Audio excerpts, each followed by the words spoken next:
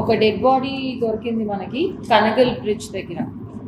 So case చేసి 174 CrPC కింద case చేయడం జరిగింది, అంటే సస్పిషియస్ డెత్. ఆ తర్వాత పిఎంఏ రిపోర్ట్లో మనకి కాజ్ ఆఫ్ డెత్ మర్డర్ అని తెలియడం జరిగింది.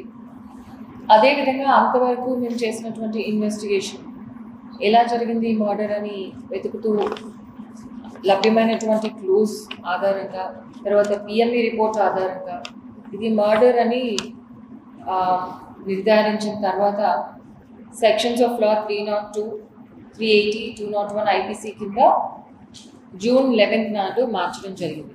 చనిపోయిన వ్యక్తి పేరు Samudrala Krishna, 51 years. Occupation is he does real estate. So ఈ మొత్తం స్టోరీ ఏంటి అంటే, ఈ సముద్రాల కృష్ణ అనే వ్యక్తి వీళ్ళ సొంత బావ అయినటువంటి నాగబండి మధు ఇతన్ని బెంగళూరులో ఒక రైస్ పుల్లింగ్ మిషన్ అమ్మేటటువంటి వ్యక్తికి పరిచయం చేస్తాడు. ఆ పరిచయాన్ని ఉపయోగించుకొని వీళ్ళ బావ నాగబండి మధు A1 ఈ కేసులో 1,50,00,000 ఇన్వెస్ట్ చేస్తాడు. ఆ మెషిన్ వస్తుంది, మెషిన్ వస్తే చాలా చాలా డబ్బులు ఎక్కువ వస్తాయి మనకి, 10 ఇంతలు 100 ఇంతలు అని చెప్పేసి ఇన్వెస్ట్ చేస్తాడు. అయితే ఆ మిషన్ వస్తుంది అని చెప్పి టైం దాటిస్తూ వచ్చాడు డిసీజ్డ్. సో లాస్ట్కి వీడెట్లా ఏదో ఈ మెషిన్ అని చెప్పి మనకి మాయమాటలు చెప్పి మన దగ్గర డబ్బులు మాయం చేయించాడు అని చెప్పి నాగబండి మధు తన ఫ్రెండ్ అయినటువంటి కమ్మ శ్రీనివాస,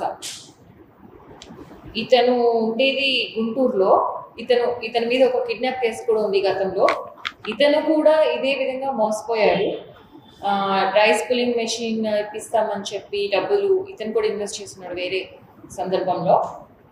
ఇతన్ని మోసం చేసిన వ్యక్తి శ్రీరామ్ అని గుంటూరులో ఉంటాడు.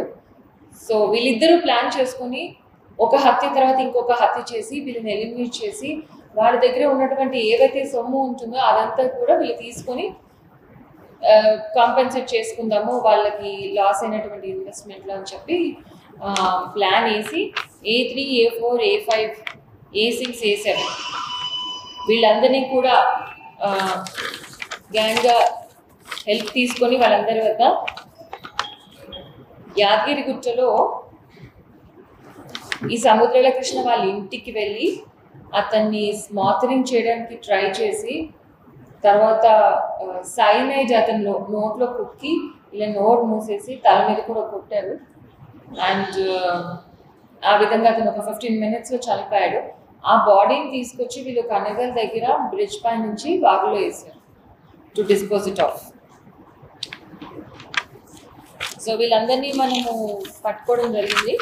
పట్టుకుని సీజర్స్లో ఎర్టిగా కార్ ఒకటి, బ్రెజా కార్ ఒకటి, silver waste thread and anklets, total 50 tolas, 5 mobile phones, all worth ₹11,45,000 seize చేయడం జరిగింది. అయితే ఈ చనిపోయిన వ్యక్తి పేరు మీద చాలా ఆస్తులు ఉన్నాయని తెలుస్తుంది.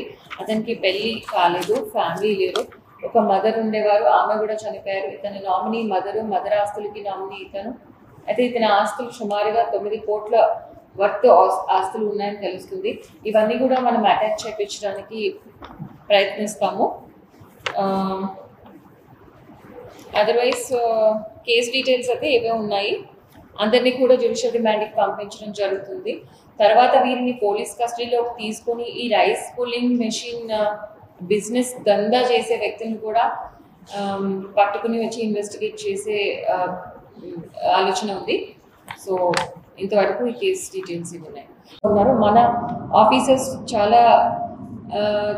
చాలా డెడికేటెడ్గా, చాలా సైంటిఫిక్గా, సిస్టమేటిక్గా కష్టపడి ఈ కేసు డిటెక్ట్ చేయడమే కాకుండా ఇంకొక మర్డర్ అవ్వకుండా కాపాడగలిగారు. ఇంకొక murder or 2 murders whatever. So it is very good work.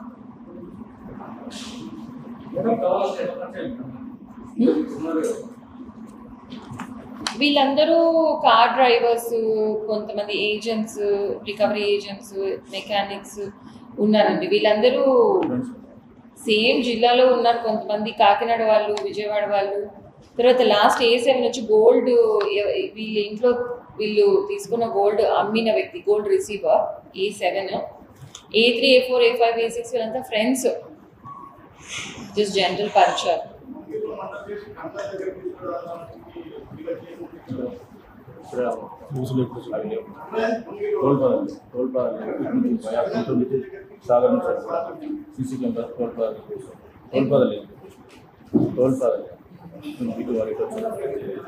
అక్కడ మర్డర్ చేసి తర్వాత మన సిఐ గారు చెప్తారు చూడండి, మీకేం కన్ఫ్యూజ్ చేస్తారు చెప్పండి మేడం.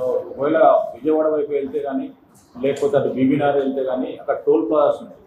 టోల్ ప్లాజా దగ్గర ప్రతి వెహికల్ రీడ్ అవుతుంది, ఆ నెంబర్ కూడా రీడ్ అవుతుంది అనే ఉద్దేశంతో వాళ్ళు మళ్ళీ కూడా ఎక్స్ట్రోడ్ నల్గొండ టౌన్ మీనంగా వెళ్ళి మళ్ళీ వైఎస్ఆర్ స్టాచ్యూ దగ్గరికి వెళ్ళినాక వైఎస్ఆర్ సాగర్ వెళ్ళారు.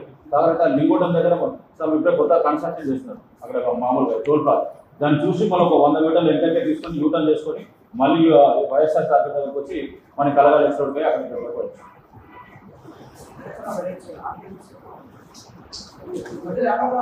వాళ్ళ ఇంటెన్షన్ కూడా ఏంటంటే ఇట్లా వెళ్ళి మన నెల్లూరు నుంచి లెఫ్ట్ తీసుకొని వాడపల్లి దగ్గర వేద్దామంటున్నారు. కానీ వీళ్ళు ఏమంటున్నారంటే ఆ డెసిజన్ వెహికల్ తీసుకొని వస్తున్నారు. అయితే ఫస్ట్ ఆ డెసిజన్ వెహికల్ని ఆ డెసిజన్ కూడా దాంట్లోనే పెట్టి ఎక్కడన్నా ఎత్తైన ప్రదేశం నుంచి కిందికి వద్దామని అనుకున్నారు. కానీ దాంట్లో మళ్ళీ ఆ ట్రావెలింగ్లో వాళ్ళ ఉద్దేశం ఏంటంటే ఈ వెహికల్ కూడా తీసుకెళ్లేసి దాన్ని కూడా వేరే వాళ్ళకి అమ్ముకుందామనే ఉద్దేశంతో డెడ్ బాడీ కంటే మధ్యలో ఏదైనా బ్రిడ్జ్ లాగా ఉంటే అక్కడ పడేసి వెహికల్ తీసుకున్న ఉద్దేశంతో అక్కడ డెడ్ బాడీ అక్కడ థ్రో చేసి వెహికల్ తీసుకొని వెళ్ళిపోయినారు. Decision vehicle. Madam, rice pulling మరియు యాంటిక్ పీసెస్, విగ్రహాలు ఇవన్నీ కొంతమంది డబ్బుల్లో ఆశ చూపెట్టి చాలా మంది మోసం చేస్తున్నారు. వీళ్ళు కొంతమంది బయటికి వచ్చి కేసులు పెట్టడం లేదు, చాలా మంది మోసపోయారు. వాళ్ళ గురించి ఏమైనా అవేర్నెస్ చెప్తారా? ఈ రైస్ పుల్లింగ్ బిజినెస్ అంతా ఇదొక దందా, ఇదొక మోసపూరితమైనటువంటి ఒక ఆశ, సూపర్స్టిషియస్నెస్ ఉండే వాళ్ళకి ఆశ చూపించి డబ్బులు ఇన్వెస్ట్ చేస్తారు. ఈ సందర్భంలో మనకి ఇన్వాల్వ్ అయినటువంటి వ్యక్తులు ఈ రైస్ పుల్లింగ్ మెషిన్ ఆశ చూపించి వాళ్ళ కాంటాక్ట్స్ మన దగ్గర ప్రస్తుతం లేవు. బట్ అందుకనే ఈ డిసీజ్ దగ్గరే ఉన్నాయి వాళ్ళ information, but disease already is dead. So police కస్టడీకి అక్యూజ్డ్ ఈ 6 మందిని తీసుకుని ఫర్దర్గా మేము ఇంకా కూడా దీన్ని ఇన్డెప్త్గా ఇన్వెస్టిగేట్ చేసి వాళ్ళని కూడా తీసుకుని వచ్చి ఇంకా ఏం తెలుస్తుందో దాన్ని బట్టి ఫర్దర్ ఇన్వెస్టిగేషన్ చేస్తాం.